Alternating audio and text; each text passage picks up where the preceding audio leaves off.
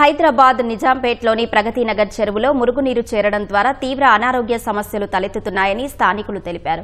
Drainage నీటితో పాటు కొందరు వ్యర్థాలను చెరువులో వేస్తున్నారని కాలనీవాసులు పేర్కొన్నారు. దీంతో చెరువులో గుర్రపు డెక్క విపరీతంగా పెరగడంతో దోమల బెడద ఎక్కువైందని అన్నారు.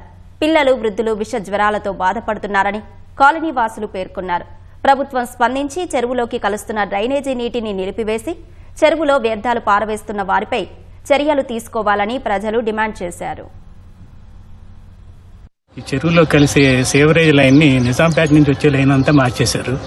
ప్రగతిలో నుంచి వచ్చే సేవరేజ్ లైన్ డైరెక్ట్ గా చెరువులో పడుతుంది. దానివల్ల చెరువులో వాటర్ అంతా పాడైపోయి బాగా గుర్రపు డెక్కది బాగా విపరీతంగా పెరిగిపోతుంది.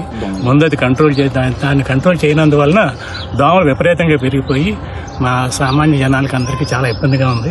మేము ఇప్పుడు ఇంతకుముందు ఇక్కడ ఉన్నప్పుడు విపరీతమైన గుర్రపు డెక్క ఉండేది. ఇక్కడ చాలా దోమలు కూడా చాలా ఇబ్బంది పెట్టేది. చెప్పాలంటే లక్షల్లో వచ్చేది దోమలు.